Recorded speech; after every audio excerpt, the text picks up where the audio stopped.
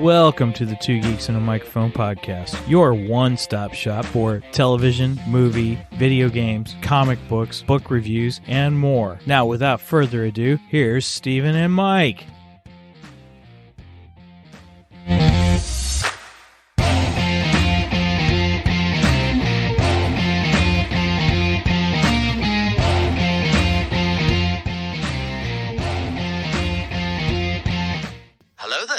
So who talks first? You talk first. I talk first. Our Christmas horror series continues, and this time we're gonna do Krampus, or how do you pronounce it? I don't know, but hey, today found out here on Two Geeks and a Microphone.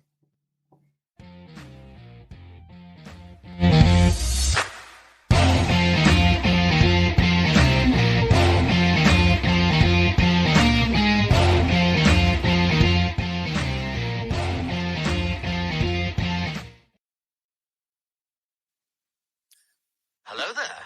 So who talks first? You talk first. I talk first. Good morning, everybody. Welcome to the Two Geeks and a Microphone show. I am your co-host, Mr. Stephen Boster, along with the one, the only, the most illustrious, the most Christmassiest dude that I know, Mr. Michael Shanks. Mike, say hey to everybody. Good morning to all you geeks out there in Geekdom land. I tell you what, today is going to be interesting because Mike and I definitely saved it for the podcast. Very true. Of course, it doesn't help that you can't talk. Right. I text Steven and it's like, okay, I might hear from him by the time we start the show.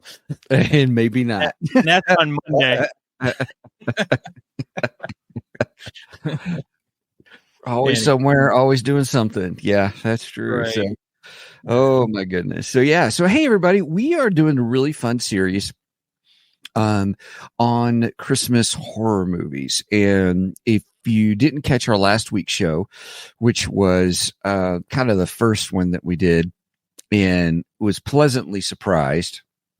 I think we moved into the realm of Christmas horror comedy or comedy horror. Sure. Which is it more? Is it just, I mean, Nightmare on Elm Street, I put in the realm of horror with comedy. He'd make some, Freddy would make, those one-liners and jokes and stuff like that. Yeah, but I would still put, that would still get categorized as horror because it's not overly comedic, what I'm saying? Where Jack Frost there was a lot more comedic element. Yes. And that's where I was pleasantly surprised. Yes. I would actually put it dark humor is what I would. Okay. I would actually categorize that more. I mean, it still falls into our little subgenre of Christmas horror, but it's more dark comedy. Yeah. Well, everybody, you're going to find out if we continue that trend today when we talk about Krampus.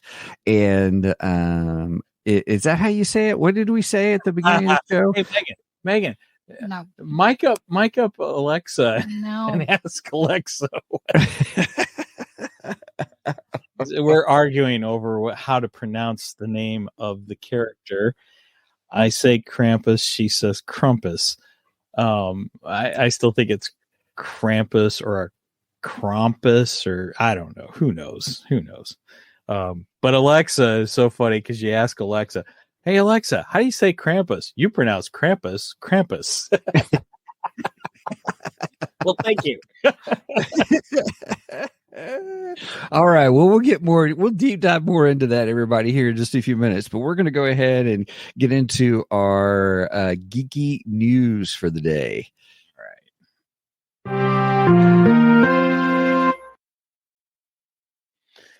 Okay, first up on the geeky news. Geeky news is all Star Wars today. So sweet. First up, it has been reported that Pedro Pascal may not return for season 4 of The Mandalorian. I saw a thumbnail of Star Wars Theory. I didn't click on it because I just didn't have time, but I had wondered about this, so I'm excited. I got some thoughts just on the thumbnail. So tell me, Well, what's happening here? I watched it. It almost sounds like he may not return to be in the costume, but he could possibly still voice the character. Possibly, I don't know.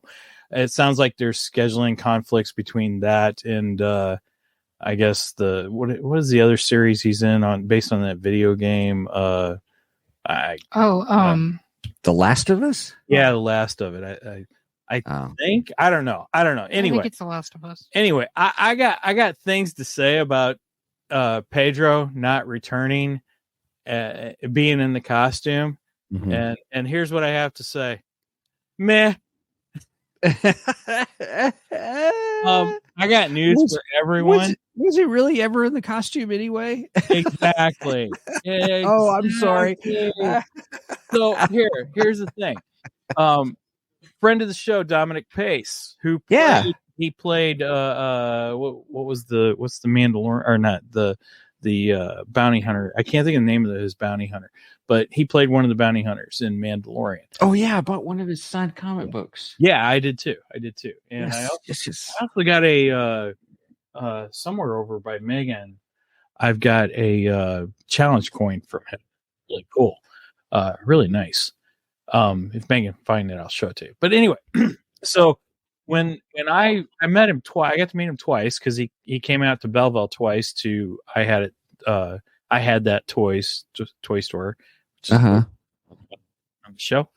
And the first time he came out, he and I were talking for a moment, and I go, "So wait a minute, so you spent like a week on the set filming your scene?" And he's like, "Yeah." And I said, "So did you get to meet Pedro?" You know what he tells me? He laughs. He goes, "That guy don't show up unless he's got to take the helmet off." There we go. This is a challenge coin that I got from Very him. cool. Yeah, it's very nice. It's really cool. That is. What was he? Yeah, it's going to drive me crazy now. What's that? He played. Oh, okay. You looked up the name of the character. Gecko. Right? Yeah, it's on the coin. There we go. Gecko. Right. So yeah, I had asked him. I was like, thank you. Did you get to meet Pedro? And he laughed. He goes, "That guy don't show up unless they have to take the mask off. That's the only time he's there." So, it's like, who cares if he's not in the costume? They can put anybody in the freaking costume. And they have. Well, actually, they haven't put just anybody. They put the grandson of Clint Eastwood in the costume. And that's where the walk comes from, So really, who cares about Pedro as long as we got him? Had no idea about that. Yeah. So he kind of mimics Clint Eastwood's walk, and that's what you're seeing. That's the iconic walk right there. Pedro's not doing that. So who cares? Yeah. I'm sorry. I don't care. And to be honest, I don't need him without his helmet. To me, it was more mysterious when we didn't know what his face looked like, So that was the original idea of Boba Fett, that we didn't know who he was. That's what made him intriguing to all of us fans, is we didn't know who this mysterious bounty hunter was. He's supposed to be such a badass, and so on and so forth. And then Mando is basically the Boba Fett that we wanted, and then they take his helmet off. And then there was all this supposed controversy of Pedro wanting more time without the helmet, and refusing to be there. Well, refusing to be there. He wasn't there to begin with. So I say, to that news, I say, meh. Who cares? Right. Moving right along. Moving right along. Da, da, da, da, da. We should do that as an audio clip from the Muppet movie. Yeah, we might get copyrighted for that. But anyway. Okay. So the next one I wanted to bring up is also Star Wars news. Taika Waititi, who was IG-11 in The Mandalorian, by the way. He also, I think, directed one episode of Mandalorian. He has directed the last two Thor movies, whether you like them or not. I actually hate them. You hate both of them? No, excuse me. I hated the last one. See, The Love and Thunder. I liked Love and Thunder. I thought it was. I hated Love and Thunder. I know Hated it's got a lot of people that hate it, but I don't know. I thought it was fun. I liked it. Now I hated it. Jeez, wow. Anyway, so sorry. Go ahead. I apologize. Supposed to get one of the new upcoming Star Wars movies, and he quote unquote jokingly said, "Star Wars fans, I'm going to piss off Star Wars fans." Why do we keep doing this? I don't understand this. Why do you purposely look for directors who want to antagonize the fans? I don't understand it. We had Rowan Johnson, who did The Last Jedi, and he even stated, I like my movies to piss off the audience, where half the audience hates the movie and half the audience. I don't understand how you still are making movies. That to me makes no sense. The idea of making a movie is selling tickets so you make money, and I don't understand this. And why do we put these people in charge of Star Wars movies? I don't get it. What in the world are they doing over there? Do they just want to wreck the franchise? Is that the point? I mean, they're doing a damn good job of that already. They don't need much help there. But when you purposely put in directors who make statements like that, and maybe he's joking, and maybe it's going to be a fabulous movie. I don't know. But it makes me sit here and go, well, why do I want to go see your movie then? If you are just purposely going to make a film to piss me off as a Star Wars fan, why do I want to go see it? I don't know. That's why I wanted to bring it up, because it makes me angry. Yeah. And I needed a therapy time for that. So this is therapy time for me. That's totally okay. So, yeah, I have no desire to see a Taika Waititi Star Wars film. None whatsoever. And even after that, I really don't care. Yeah. Really don't care. If that is truly his feelings, then I don't have any interest now. Sorry. Sounds like that one's done for me. Oh, well. We'll see. We'll see when the trailer comes out. Well, yeah. I'm still arguing whether there's even going to be a movie, so I'm not convinced it's going to happen. But right, it's probably not. We'll see. Yeah, we'll see. I'm of the belief that the only Star Wars film we're going to get out of these ones that they're claiming are going to happen will be the Dave Filoni one, and that'll be it. I don't believe any of them else will even happen. But yeah, we'll see. It could, the games that people play in Hollywood, it could totally be he's trying to work his way out of it because he doesn't want to do it. Possibly. Wow, here's an idea. Say, I don't want to do the movie. Right. Wow. Yeah, I can save you time, money, therapy. Yeah, it could be that. I don't know what's going on. I'm just like a lot of other people with Star Wars and stuff like that. And I'm just, I don't want to say we're oversaturated or anything, but I just want good storytelling. The reason I really did not like Thor Love and Thunder was he reduced the character Thor into a comedic doofus kind of a thing. Yeah, but I argued that it had already happened to the character, though. Honestly, there was a difference between a literalist and a doofus. The concept of literalist for me was, okay, he took things a little literally, and that was the comedic element. But in Love and Thunder, he made him a doofus, not a literalist. Okay. And that's what I didn't like about it. It's kind of like the extreme would be Drax. Drax was the extreme literalist that made him kind of funny. if that makes sense. Oh, I love Drax. Drax is awesome. He's right. But that's what made him funny and stuff, was he took things literally. You know, Thor was the same way. Oh, wait a minute. You're saying, okay, I think I'm understanding what you're saying. So Drax, he's not so much dumb. It's just he doesn't understand things, and he speaks his mind the way he sees them, and it kind of comes off like he's dumb, but he's not really dumb. He's not really dumb. Right? Gotcha. Where Thor, on the other hand, and at least in you're saying in Love and Thunder, Thor was just dumb. Thor was just dumb in Love and Thunder. Yeah.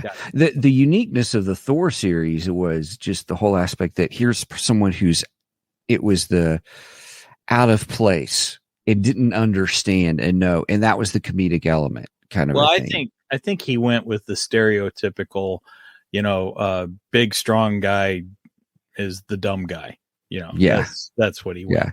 Yeah. The reason I really love Ragnarok was because he was coming to terms with who he was in his role. I didn't like the fat Thor thing, but the whole thing on the fight on the bridge is like my ultimate favorite of the movie fights of Marvel. My favorite part of Ragnarok is when Hulk comes in and Thor's like, "Hey, I know this guy. I worked with this guy." Oh, right. Yeah, he's a friend from work. Right. That was great. I love that. It was good. Yeah. So I don't know. See, I still enjoyed Love and Thunder, though. Loki is better than Thor. Did you finish the series? Yes. Okay. All right. We'll have to do an episode on Loki. We'll save it for the podcast. Gotcha. Okay. I don't want to give things away, especially in a non-Loki episode. But okay, cool beans. I would like to do an episode on probably sometime in December. Sure. Okay. So anyway, Taika Waititi Star Wars. I don't really give a rip. At the moment I don't, and I care even less after that statement. I have a suggestion. You have a suggestion of when you should do the Loki. Oh, I forget. Megan's going to Canada in December, so that has nothing to do with my suggestion. And Megan's going to want to be on the Loki episode. I have a suggestion. If you're wanting to do it in December, you should do it on the 16th because it's a Saturday. Okay. And it's Loki's birthday. Well, and we do episodes on Saturdays. So. I know, that's why I said it would work. But it's so Loki. You say Loki's birthday's on the 16th. Yes. Loki or Tom Hiddleston? Loki. Okay. All right. We'll plan Loki for the 16th. That's fine. I don't know if it's Marvel's Loki's or if it's good. considered. You just helped us get part of December done. So right we can start planning December. All right, let's move on to Geek Dark. I'm good. Let's do it. Throw the radar, sir. What's wrong with it? I've lost the bleeps, I've lost the sweeps, and I've lost the creeps. The what? The what? And the what? You know, the bleeps, the sweeps, and the creeps. That's not all he's lost. All right. I have one thing on my Geek Dark plate. Okay. So the Doctor Who 60th anniversary is coming up this week. Technically next week. It'll be this coming Friday after Thanksgiving.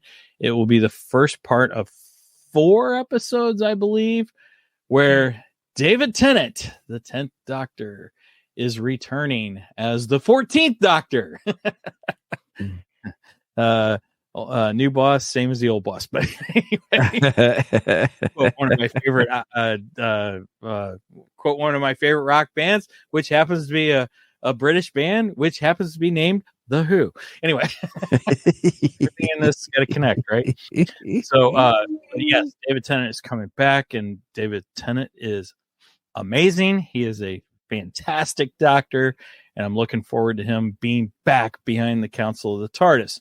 So, every year, over in Britain, they do a marathon or do a charity thing, and it's called Children in Need. And Doctor Who tends to do episodes special short episodes. They're usually about 10 minutes long, for children in need. And they filmed a special one for the upcoming series to kind of promote the upcoming series. And the funny thing is, the great thing is, the Doctor accidentally goes back in time to, you're probably not going to understand this because you're not a Doctor Who fan, but That's right. Go ahead. he goes back into time to, quote unquote, the genesis of the Daleks, which happens to be a Tom Baker episode, one of the best Doctor Who episodes, with the genuine article, Tom Baker. Would you like a jelly bean, baby? Jelly baby. Messed that up. Sorry. Anyway. We'll fix it in post. We'll fix it in post. So anyway, he goes back in time, and basically you meet Davros before Davros became the monster that we know him as in the season, and basically kind of sort of names the Daleks, which is pretty funny. I won't give away the whole episode. Go watch it on YouTube. It is really good. It's about 10 minutes long, I think. Really funny. And if you're a Doctor Who fan, definitely check it out. And if you're a David Tennant fan, you can't miss it. You have to watch it. So that's my Geekdar, Doctor Who. Right on. My Geekdar is Netflix had a new show come out called Blue Eye Samurai. And it's kind of an anime. Well, it is anime kind of a thing. The storytelling in it actually is really good. Now, it is adult. There's no doubt about it. It's got your blood, gore, nudity, sex. I mean, it's just wow. I was like, what? Well, it's true anime then, right? Right. Yet the storytelling is really good. It tells the story of this woman who was rejected. She lived in Japan. She was considered a half-breed because she was half Japanese, half white. And so she's kind of rejected, and there's a time period where, no one who is white was allowed on the island. They kind of cut themselves off. And it's that kind of time period in history, but it's how she becomes a swordsman, not only a swordsman, but she becomes a sword maker, or she understands. She gets taken in by a blind swords maker, and then how she becomes a master swordsman. And she's on this journey to find these 4 white men, and she's going to kill them. So, and one you think is her father or something like that. And that's okay. But it's just kind of her journey and where she's coming from, and how sometimes she's ruthless, and is she really a samurai or not, kind of a thing. It was intriguing series, to watch. I enjoyed it. By the time I got to the end of it, I was Steven skipping stuff. I'm like, yeah, okay. I didn't like the ending to the series. But I liked the journey to get to the ending, and then the last episode was a good episode. But just how they're doing it to continue the series, kind of a thing. I was like, so gotcha. It was kind of like whatever.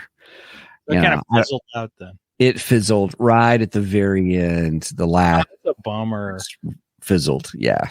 Bummer. Okay. So I guess we're not covering that on the show then. Nah, there's no need. Okay. Nope. All right. It's not show worthy. It's good storytelling, no doubt about it. Is it worth watching if you like anime, if you like swordsmen, and that kind of stuff? Yeah, it's pretty cool. It's got some neat lore, and how her sword is actually metal from a meteorite, kind of a thing. And it's just fascinating. I mean, it's pretty good and stuff. So, but anyway, yeah. All right. Well, let's move on to the main event, shall we? Shall we?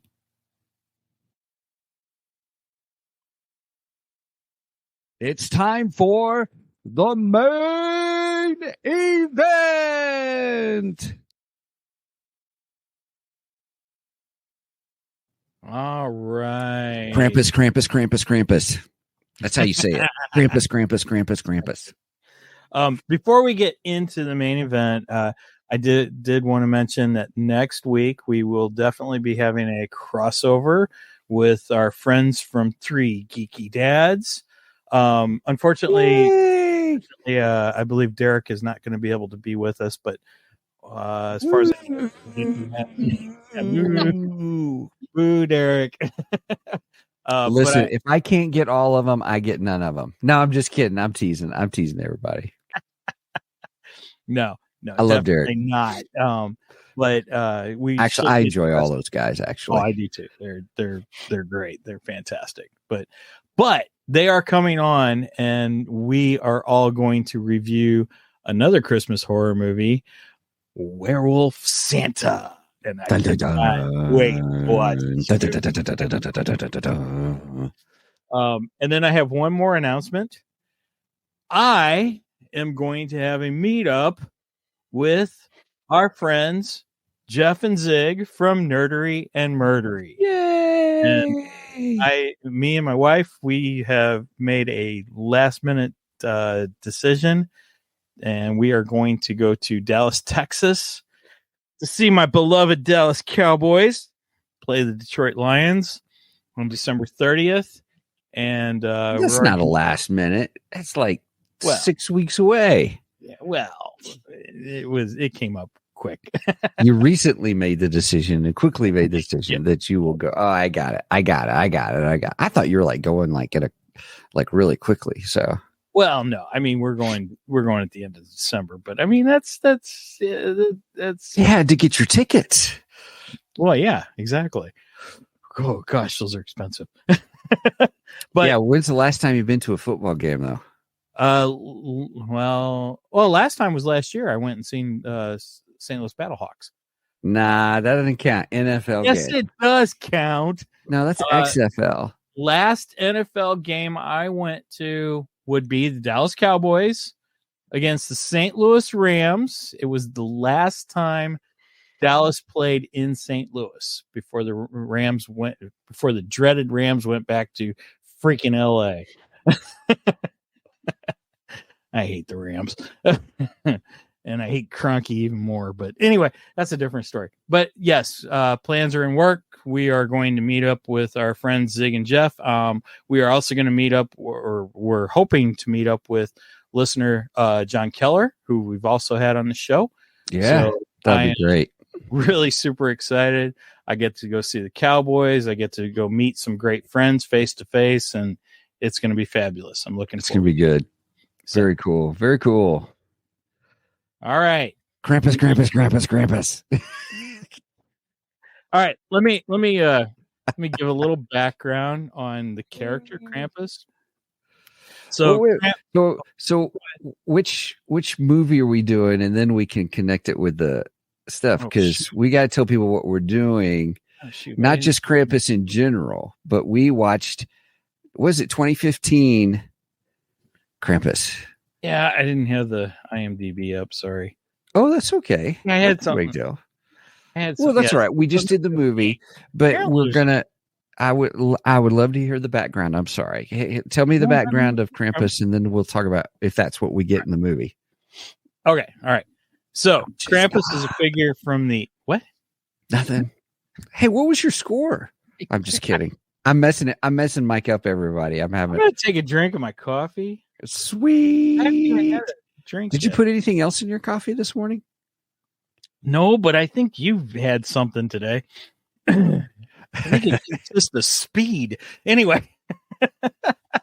That's my rock star, baby. What are they selling there at the gas station you're working at? Anyhow, Krampus is a figure from the Alpine folklore. I can't talk this morning.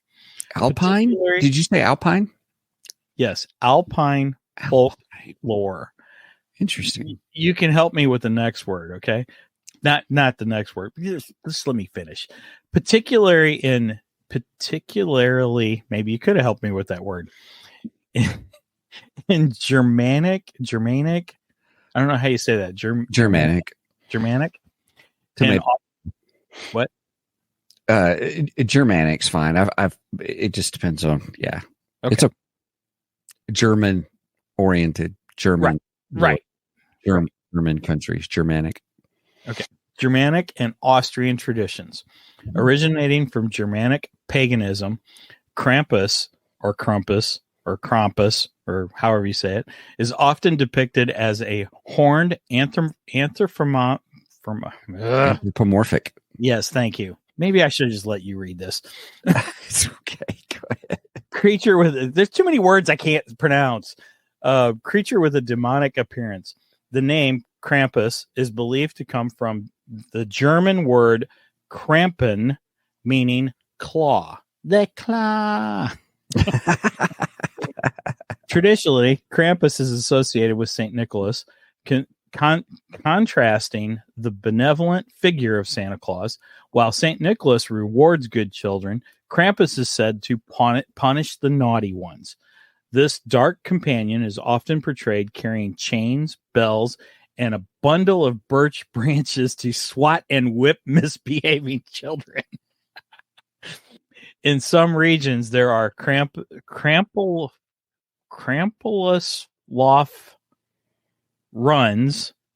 runs, events where people dress up as Krampus, participate in parades, and revel in the festivities, yet eerie atmosphere. The character has gained popularity in modern culture, especially in our horror movies and themed events, making it a fascinating part of Christmas lore with a darker twist. From my understanding, those festivals happen around like December 5th. Yes, I looked it up. Krampus Day is December 3rd, if I remember right now. I should have put that down. But yes, it's early December. Krampus Day is early December. And so like they said, Krampus punishes the naughty children. Right on.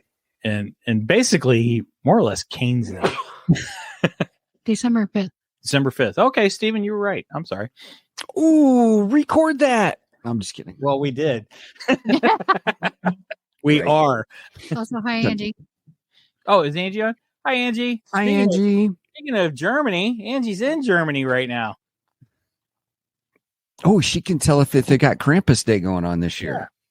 Yeah. I don't know if she'll be there. Angie, if you're there for Krampus Day, you'll have to send us some pictures. Cool. Yeah, she said, "Yep." If there's a parade or something near you, that would be really cool. Send us a video or something. Post it on 2 Geeks. That'd be really neat. So yes, so we watched the 2015 film Krampus, and it stars Adam Scott, Toni Collette, David Koshner. I've seen him in other stuff too, and I can't place what it was. Allison Tolman, MJ Anthony, Stephanie Levy Owen, Krista Stadler, and oh gosh, I can't pronounce her name either. Kanacha Farrell, who she played the maid on 2.5 Men, which she was good in this movie. Gotcha. She was kind of witchy, but I did enjoy her character. She was really good. I like that actress. She does some good stuff. Okay, so what do we pick for? Oh, I know what we pick. I know what we use for a scale. We use Krampus bells. I love it. Yes. Perfect. So going into this, I really didn't know what to expect. I've never watched the film before. I knew it was kind of a horror Christmas theme thing. Was always kind of unsure about it because I really didn't know a lot about the lore of Krampus and stuff like that. A lot of interesting kills in this. Kills, sorta, we'll say. I won't give that away, but the character is Brenda. I tapped out. Oh, yeah, but she was also cheering for murder 10 minutes into the movie. So, anyway, we'll get to that. So yeah, not really knowing what to expect going into this, I would say I give this actually a solid 8 out of 10 Krampus. Ooh, okay. And I wasn't sure whether I was going to like this movie going into it or not. Yeah. Wow. I came out. I actually liked it. I was interested more in the lore afterwards, and Mhm. that's a good sign for a movie. If you're willing to Google stuff on it afterwards, then it's a good sign that it's a decent Right on. movie. So, Okay, I like yeah, I that. think it's interesting. Okay. Now, I don't think this would go on my yearly Christmas watching list. I don't like it enough for that per se, but it's Mhm. not to say I wouldn't watch it again. I would Mhm. definitely watch this again. It just wouldn't be a yearly event for me. Not like Violent Night. Violent No, Night no, no. is Violent the Night. yearly. I plan on watching that again this year. Yeah, I'm pretty excited about watching it again soon. Yes. Yeah. That all begins after Thanksgiving. So, yes. Right. Yeah. Well, Yes. it all has to start. Christmas Vacation is the first Christmas movie of the year, every year, no matter what. That's funny. Okay. And it's always the night of Thanksgiving or the day after Thanksgiving. Right on. I have to watch Christmas Vacation. It is Gotcha. the best Christmas movie ever. Right on. I like it. I would or anything else on the overview. I'm sorry. Go ahead. Anything else? No, I really enjoyed his minions, I should say, I guess. Okay. I'll call them minions. I really enjoyed the minions. They were unique. Some of them were really unique. Some were very unique. Yes. Yes. And very fun, actually. Gotcha. Yes. Yeah. I got my ass kicked by a bunch of cookies. That's exactly the part. That was probably the funniest line in the whole movie, too. It was the funniest line of the whole movie. Yes, very much so. I give it, I'll be open with you. I actually enjoyed it more than I thought I would. See, we're both in the same camp. Yeah. So I give it a good 7 out of 10. A good 7 out of 10, only because there's certain things about some movies that I don't like, and that took it down a notch for me. Gotcha. I'll get into that, here in a minute. But, yeah, we definitely got to talk about that because there's a twist at the end. So. It was a surprising twist. I will say that, and it was clever. I will give them props for the way they did the twist. It was very interesting. Yeah. And I was like, I got some stuff to add on that, because guess who else also Googled or watched a YouTube thing on the ending explained? Because you're right. If you watch a movie and it makes you want to Google it a little bit more or figure something out at the end of it, that was I like how you said that. And I did do that once. I only got a chance to watch one thing. And I found it interesting. Parts of me liked it and parts of me didn't like it. But we'll get into that. Sure. I understand that. 7 out of 10, solid. I wouldn't go less than 7. It fit right in with our comedy horror genre. I think this was a little more on the horror side than it was the comedy side. There was, to me, there was just a nice, solid little bit of comedy, not to make it campy, but to make it enjoyable. Does that make sense? Yes. Yeah. I like that. Yeah. What was interesting about Angie goes, any Steven skips. He hasn't mentioned that yet. So yes. I timed it. It really took a good 45 minutes to an hour to really get things like the stuff that you watch for a horror movie. All right, I want to see some kills. I want to see some cleverness, kind of a thing. And we didn't see Krampus for an hour into the movie, really. Right. Try to get a glimpse of him in the near the beginning, or not near the beginning, but when the blizzard first hits. That was one heck of a blizzard, by the way. Right, but it was all part of the. Did you see the icicles on the one house? It was like, oh my gosh, where are they, in the Antarctic? Right. I think that's part of the supernatural aspect of Here Comes Krampus. Here comes Krampus. Here comes Krampus. Right down Krampus Lane. He'll kill you, maul you, eat you. Sorry, I'm just kidding. Anyway, so 7 out of 10, solid. But I did Steven skip because I was like, okay, come on, let's get going. Would you watch it again though? Nope. Wait a minute, but you'd watch Jack Frost again. Did I say I'd watch Jack Frost again? You said you would if you had friends who'd never seen it. Oh, okay. Yeah. Which I was the same way. If I had friends who'd never seen it, I'd watch it with them. Yeah, and I'd make sure I was drinking too. I highly recommend tequila for that one. Tequila and beer. Maybe some tacos. Man, I'm starting to make myself hungry. Right. So, I will say, are we going into so we're finishing our overviews, right? Okay. Yeah, so we can head into spoilerific territory. Spoilerific territory, everybody. I thought the opening was the best opening for a movie of this type. It actually, the opening hooked me, where they were doing the credits and it's all the stuff about Christmas and people fighting over presents and the holiday deals. And I thought it set up a really good viewpoint. Friday. It really, yeah, right. Just like Black Friday.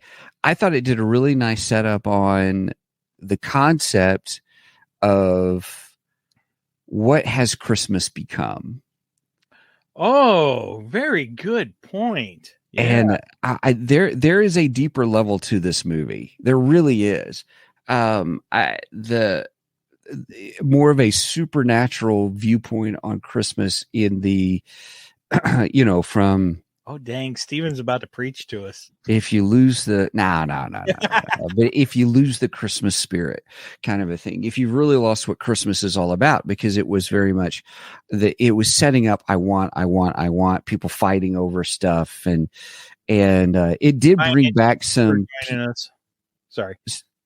So what did you say? I said bye, Angie. Thanks for joining us. Oh, bye, Angie. Just wanted to say bye to her. Yeah. Oh, have fun in Germany. And don't get beaten by Krampus. Dun dun dun. Right. Anyway, go ahead. Sorry. No, I was just saying in the beginning, this concept of what has Christmas truly become and losing the Christmas spirit was a good theme, because we got that not only there at the beginning, but we saw the boy and his struggle with believing in Santa. And then we went back to the whole thing on the grandmother story, and we're introduced Christmas, which was I liked her character a lot too. I did too, and the whole claymation thing of her background was a nice touch, something a little different. Wasn't too hokey, but yet was retelling the story of her interaction with Krampus and having a Krampus bell, and at the same time giving us kind of the, especially for us Gen Xers, it gives us that feel of the old style, like Santa Claus and the Rudolph movie. Rudolph, yeah, Frosty the Snowman. Yeah. Well done. Good connect. That's probably why I liked it. Yeah. No, it's because we're Gen Xers, man. Something like that. The best generation. Whoop, whoop. Anyway. So I thought the opening was good to set up this interesting theme on what happens when you lose the Christmas spirit, and that was kind of the theme within it. It wasn't just, hey, let's give you a horror character at Christmas and do something with it. Right. There was really some interesting thought and themes put into place, and the twist at the end, which we'll get to at the end, but the twist was even a well thought out, interesting twist. It made you think. It really did. It made me think. I totally agree. I liked the twist. I thought it was a great way to end the film.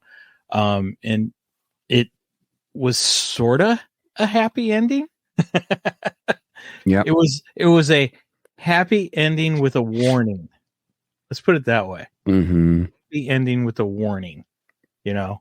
And I like that. I thought it was really good. Overall, I think this is actually a really good movie. And you know, it's a weird combination, horror and Christmas.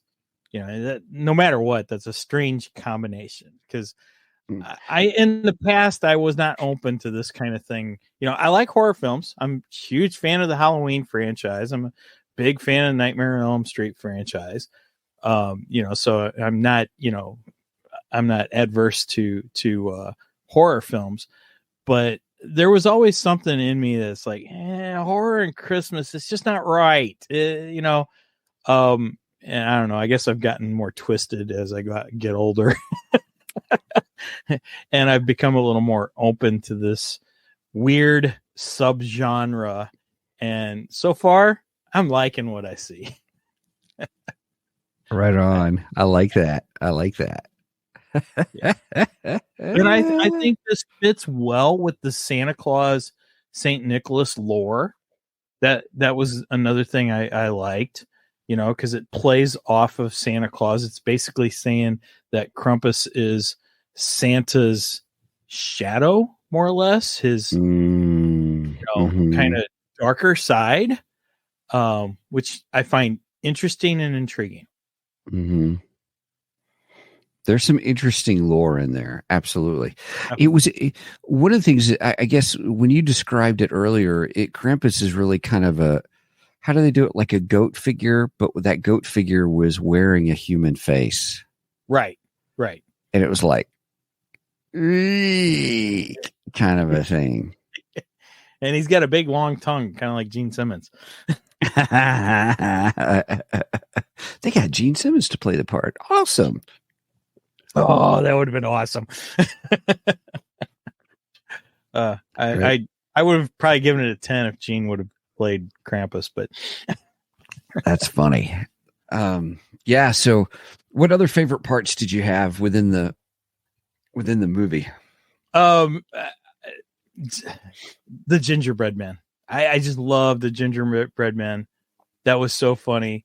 So we get that first scene when the dad and the uncle go to the boyfriend's house because they're looking the older daughter. She's wanting to go to her boyfriend's house who lives like 2 blocks away or something like that.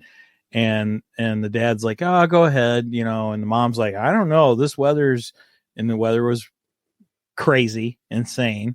And that's like you said, Stephen, that's because Krampus was coming and it was all part of the magic. And, you know, is that magic or black magic? I don't know. Anyway. Right.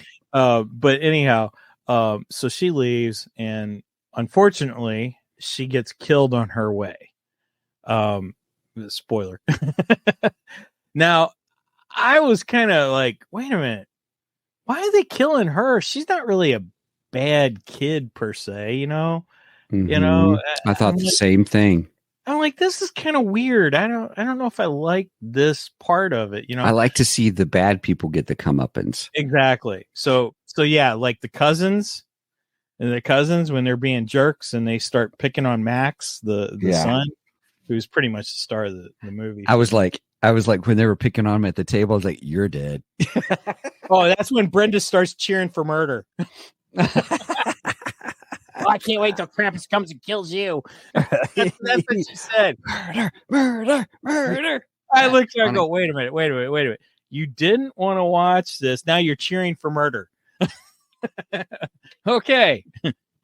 So anyway, so apparently my wife has a darker side too. But then when the murder starts happening, she goes, I'm out. She quit. She stopped. She went out of the room. She wouldn't watch no more. So she wasn't all up on the murder, I guess, after all. But so yeah, when they go over to the boyfriend's house looking for the daughter, I think her name was Beth. And then the house is like completely frozen over. I mean, the inside's all frozen. It's just crazy. And there is a gingerbread man, and he's he's got a knife through him, stabbed to the refrigerator, and there was a note attached to it. I don't remember what it said, and the uncle's like, "This is one sadistic bastard." He killed a gingerbread man, which is great, you know. And then later we find out that the gingerbread men come to life and they start attacking, and like they're attacking the uncle, and one of them takes a bite out of the head of one of the gingerbread men, so he's running around with a bite out of his head. Yeah, so funny. I loved how you shoot. Then when they exploded and they're on fire, he's got the shotgun and it blows it up. Yeah. And then that one comes jumping at him, and he's just like, and he's out of shotgun shells, he's out of ammo, and then all of a sudden the dog out of nowhere jumps, leaps, and that was so freaking funny. I loved it. That was a great scene. It was just fun, you know, kind of like, you know. The most horrific scene though was the whole weird Jack in the Box big worm face, and then when you see it pop up and you see these feet going inside of it, you're like, and like the jaws open up and everything, kind of like Predator or something, you know. Yeah, it was very Predator like. That thing was pretty freaking terrifying, actually. It was very terrifying. I think that thing was probably scarier looking than Krampus himself. Agreed. I thought that was the most horror item in there. That was like, ugh. I think I could deal with Krampus a lot more than I can deal with that big giant Jack in the Box demon thing, whatever the heck that is. Right. Oh goodness. But yeah, that was a pretty intense part of the film. And then like when the kid gets pulled up the chimney, that was highly that was intense too. Yeah. And that was great because the grandmother had said, you make sure and keep the fire hot. And the fire went out, and that's how Krampus was getting in. He was getting in by the chimney. That's crazy. Makes sense. Yeah. Oh, nice. 3 Geeky Dads watched Werewolf Santa. All right. We need to talk next week. I'm ready. Yep. I'm looking forward to that one. So there was great. It was an interesting lore, and then all of a sudden, another theme that was in the film, because I really noticed certain themes was, you know, Santa gives presents, right, and Krampus whips you. You know, kind of a thing. So, but one of the things they said in there in the film, I think, was Krampus takes.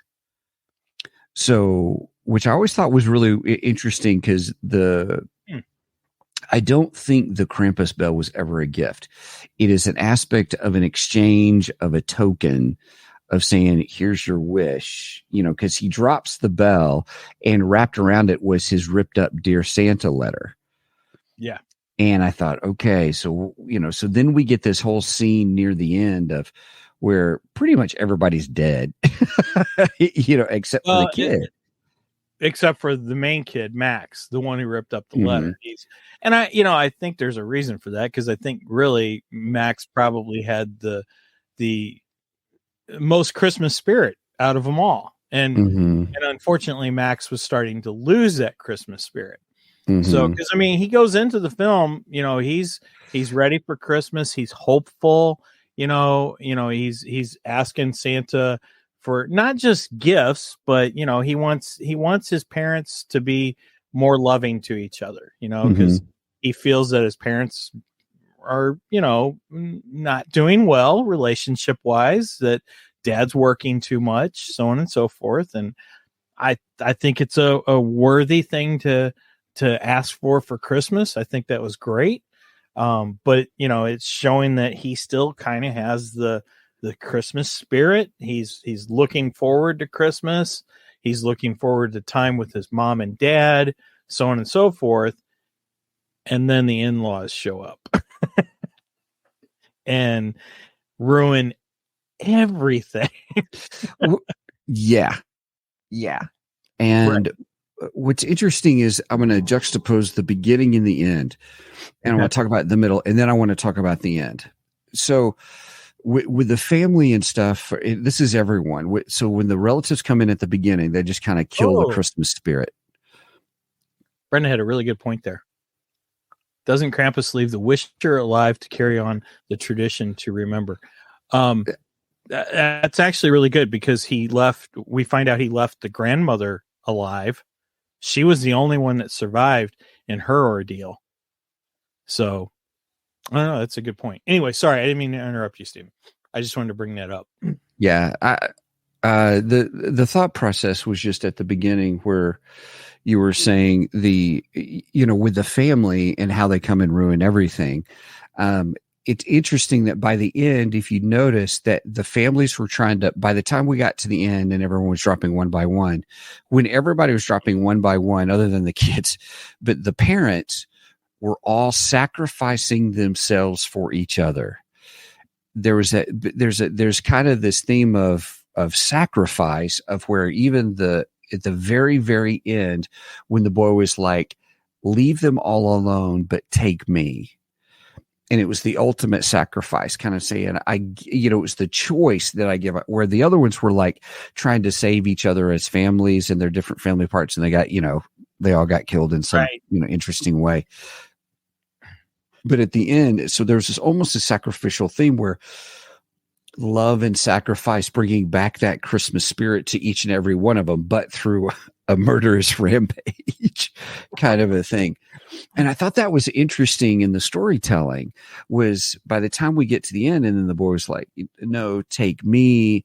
But every single parent were trying to care for their families. They were trying to care for the other families, the relatives and things like that. And it started off with the character that you said that was from the one show, 2.5 Men. 2.5 Men. Yeah. The aunt. The aunt gave her life. She was the beginning. If you notice, she was the beginning of the adults that was sacrificing themselves for their family. Oh, that's a good point. Yeah. Yeah, and you're right. You begin to see that. And then you see the ultimate sacrifice of the boy. And what was his whole wish? He was like, all I wanted was Christmas to be like it used to be. And the grandmother locks herself in the house too. The grandmother locks herself in the house. And that was part of the other sacrifice. Yeah. Yep. So she sacrifices herself. And like I said, she had told in her story how everyone was murdered except for her. She was the only one left out of her story, which is why she doesn't like to talk about what happened, because they mention that something happened at Christmas during her childhood, but she doesn't like to talk about it. And they didn't know what it was. And this is what it actually was. So when everything started happening, she recognized it, knew what was going on, so. Yeah, you're right. It's actually a pretty deep movie. So what'd you think of the very, very ending, the twist at the end? Okay. So, we get to the point where it's Christmas morning. He wakes up and he sacrifices himself or he thinks everything's okay. And Krampus drops him into the fiery lava pit kind of a thing. And then it whites out and then he wakes up. Yes. Wakes up and he's in his room. Everything looks normal. He comes out of his room. His sister's like, it's about time, sleeping in. The whole family's been waiting for you, blah, blah, blah. And you're almost like, oh, wow, we're right back at the beginning. Everybody is back to normal. Yeah, it's like Groundhog Day or something. I love Groundhog Day, by the way. I know you do. Did you see the meme I put up? They should re-release Groundhog's Day as a new movie, but not tell anyone, and just re-release the original film. I wouldn't even be mad. That's funny. I missed that one. That's funny. It's a good one. Anyway, so yeah, he comes in, and I mean, at first the family's all kind of acting the same as they were, but you start to see slight differences.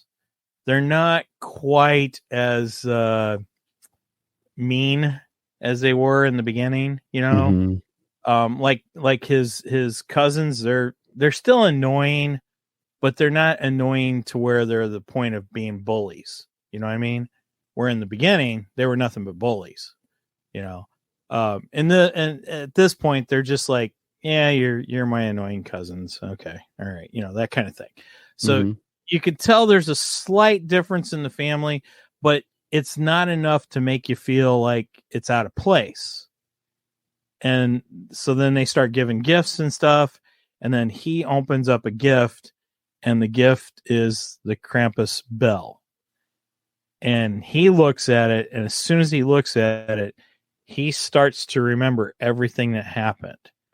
And he's just like, oh, but the real twist, because at first you think, oh, okay, so he's going to remember it, but nobody else is. But each one of them that looked at the bell instantly started to remember also.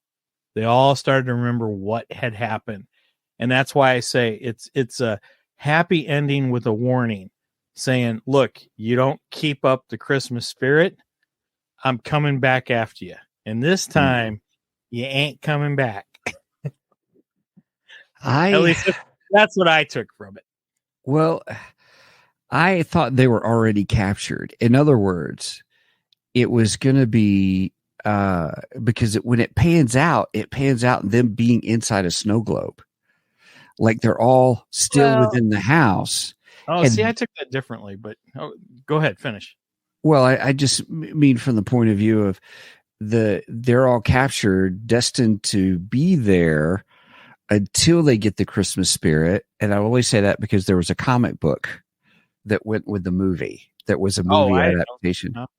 And they kind of lean into they would be trapped there in a Groundhog Day kind of situation until they regain the Christmas spirit and were be let free.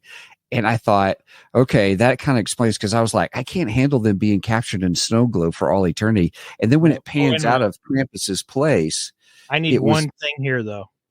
Do do do do do do do do do do.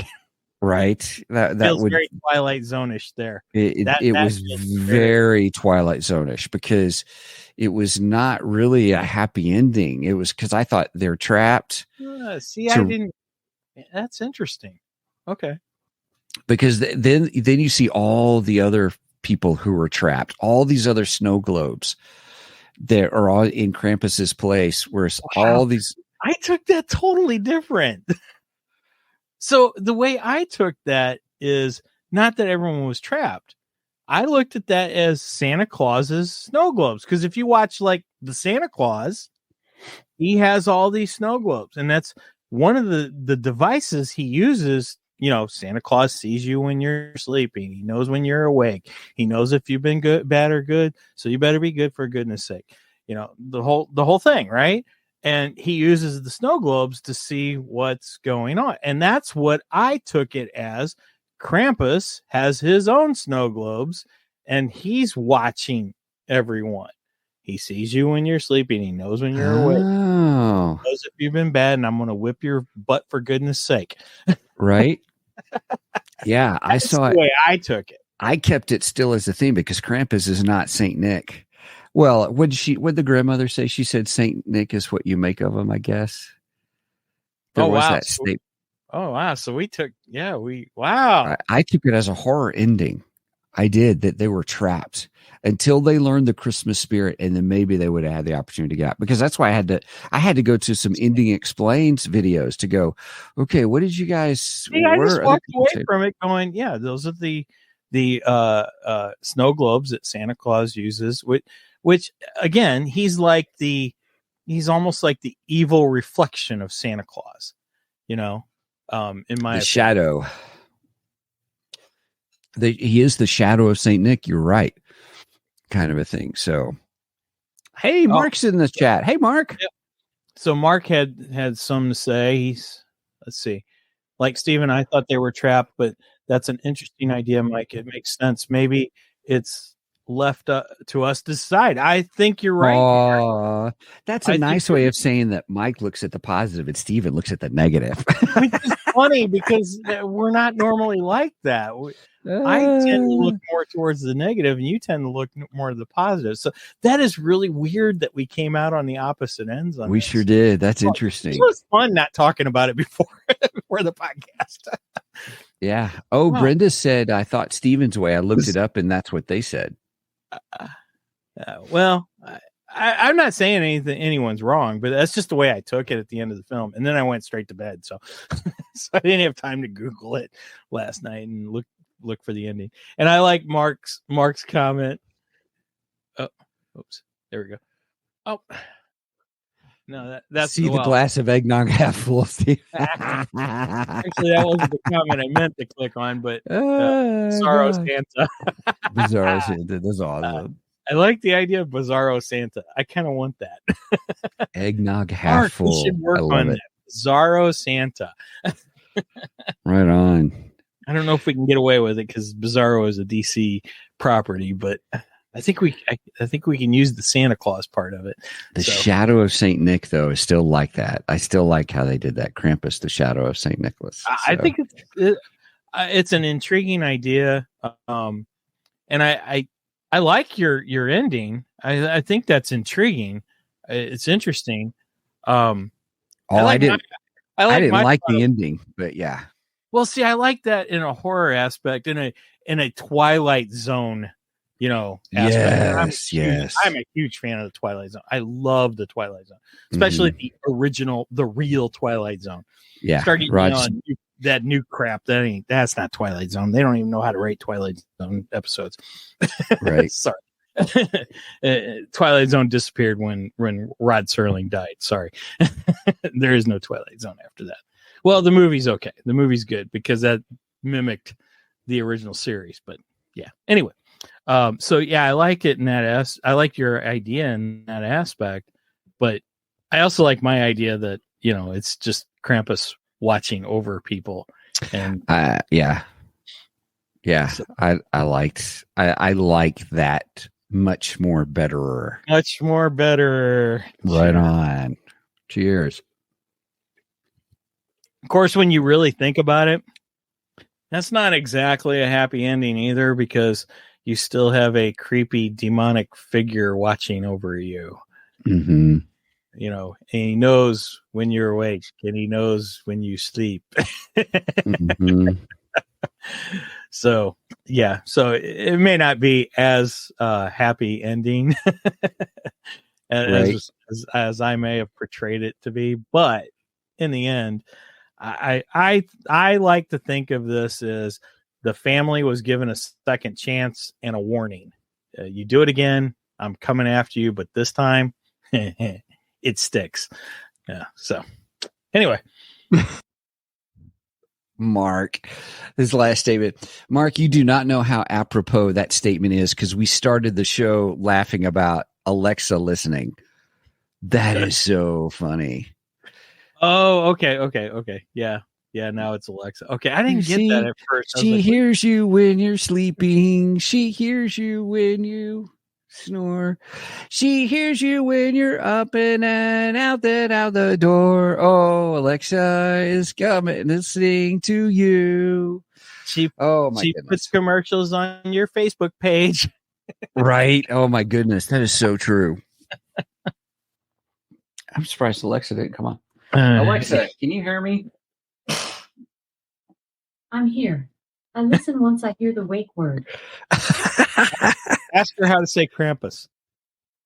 Alexa, how do you say Krampus?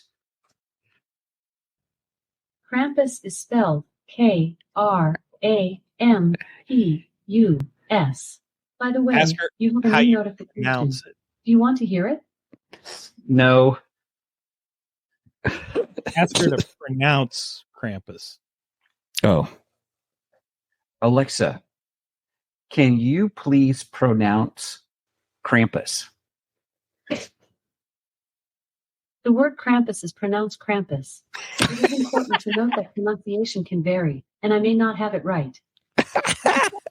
I love it. The word Krampus is pronounced Krampus. Right. I love it.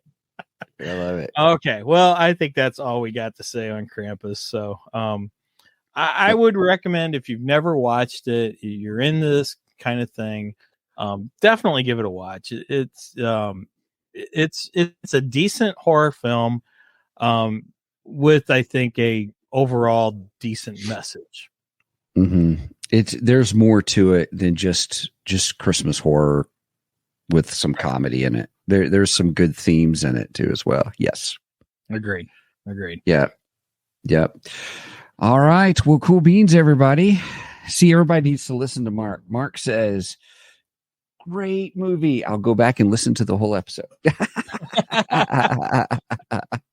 He said he was kidnapped by space ninjas. That's right. At least they weren't gingerbread ninjas. Yeah, that's true. Hopefully they don't probe you, Mark. I'm sure we'll hear about that on their show. Oof. Probe by a gingerbread stick. No, thank you. Sounds like it might burn. That's too rough. Safe word.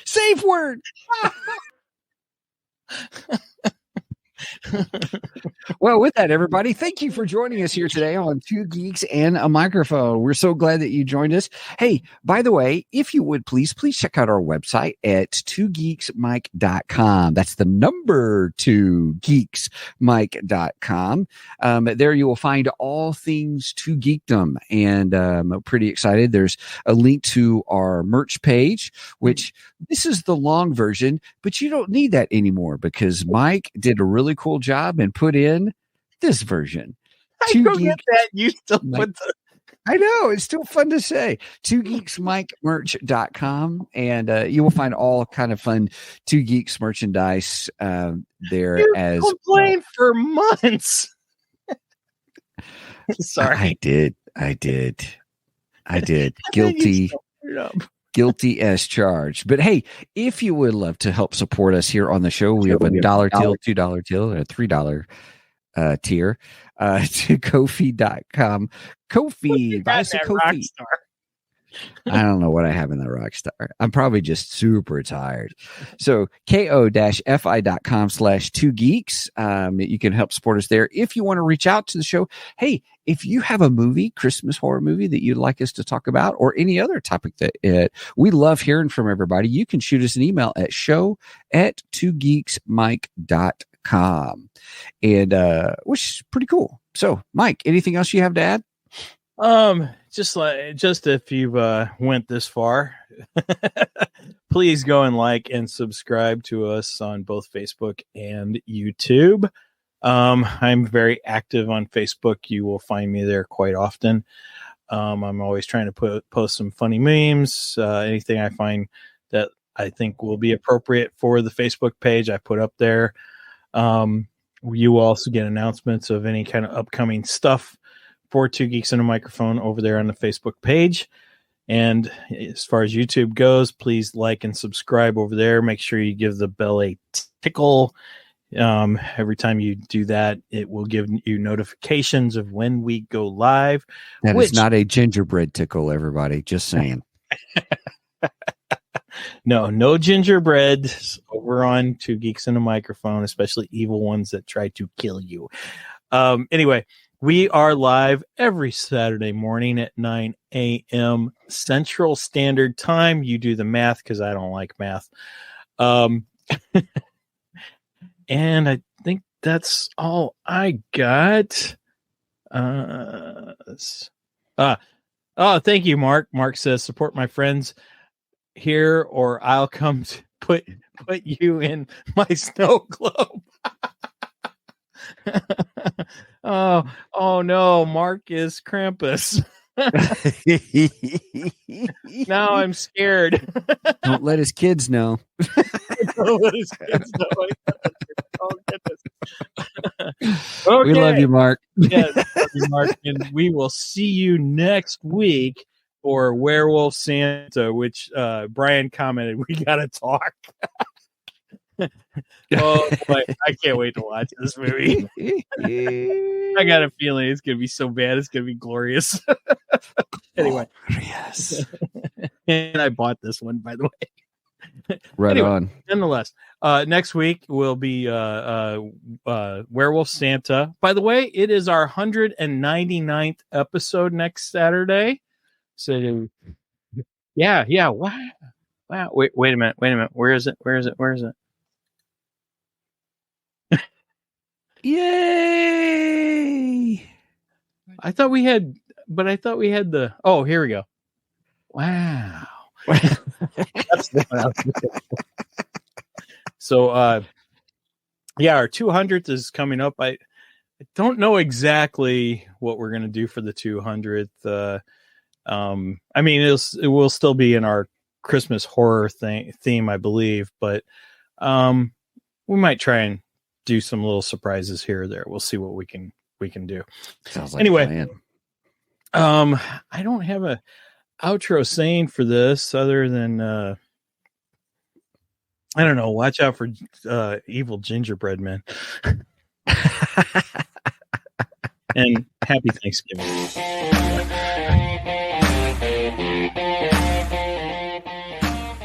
Thank you for joining us today on the Two Geeks and a Microphone podcast.